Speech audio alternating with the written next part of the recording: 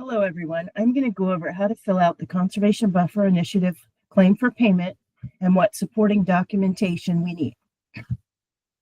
First is an overview of what we need to process the 25% payment.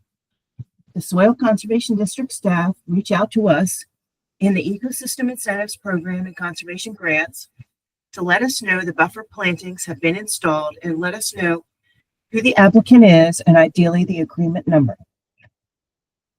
Then MDA Conservation Grants staff will let Elizabeth Hoffman's team know so she can assign a verifier to verify the buffer planting. Once the verifier has confirmed that the buffer planting is good to go, they will submit a resource improvement sheet to the Soil Conservation District. The district will then enter the buffer into Conservation Tracker. Tracker will auto-generate a BMP ID.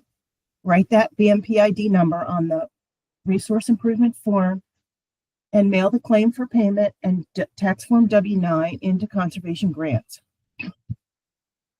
We cannot process the claim for payment form until we have assigned claim for payment form and resource improvement sheet with the BMP ID written on it, and until the buffer is entered into Conservation Tracker. So let's go over how to fill out the claim for payment form.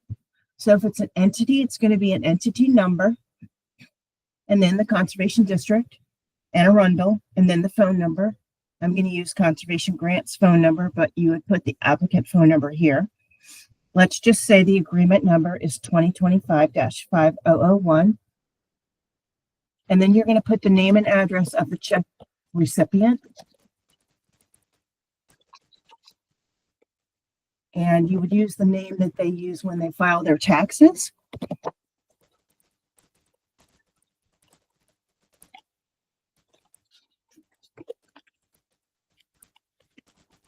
And I'm just going to put the Maryland Department of Agriculture address.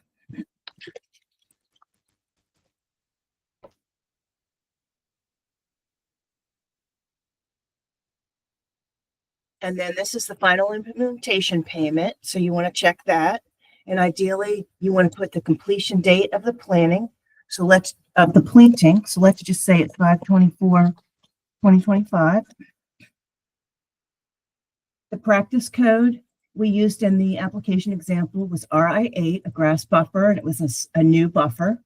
The total acres were 2 acres.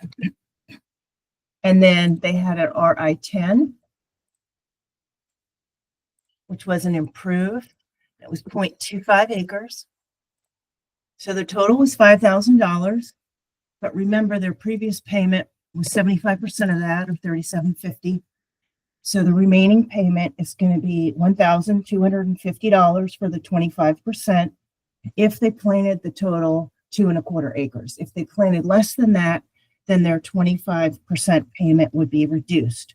If they failed to plant the buffer, they will owe money already paid out back to MDA. Or if the buffer did not grow and it's invasive weeds and noxious weeds and they don't attempt to reseed, then they would also owe the money back to MDA. Please leave the maintenance section on the form blank unless it's a riparian forest buffer and they have had the planting in place for at least a year. The signature of applicant, you would obtain that signature and have them date the form. And then the Soil Conservation District manager would sign and date the form on the top of page 2. And then please make sure you submit the claim for payment to Conservation Grants and that we have a current W-9 on file. What we will do from there is verify everything, and we will generate a coding slip for the 25% payment. And then typically Jason Kepler has to approve. And then it would take 4 to 6 weeks for the applicant to get their check. We do the coding slip, give it to Jason, he signs off on it. Then fiscal has to process it, send the request over to the comptroller's office, and the comptroller's office has to cut the check. If it is a state employee, they will be paid by direct deposit. Otherwise, it will be a physical check. So now let me go to the resource improvement sheets just to show you as an example. I'm going to page down to the RI8. which is a grass buffer. You can see here that it gives a description of the buffer. The RI-7 is a narrow buffer. The RI-8 is 35 feet or more, up to 100 feet. It gives the definition of the buffer that's established on converted cropland adjacent to water bodies. The purpose is to create a nutrient exclusion area, reduce excess amounts of sediment, organic material, nutrients, pesticides, and other pollutants in surface runoff, and to increase carbon storage in plant biomass and soils. It's going to give the conditions where the practice applies and the criteria, and supporting data and documentation. And again, this is something that the verifiers will fill out, but the Soil Conservation District needs to enter this in Tracker. So once you have done that, you check that.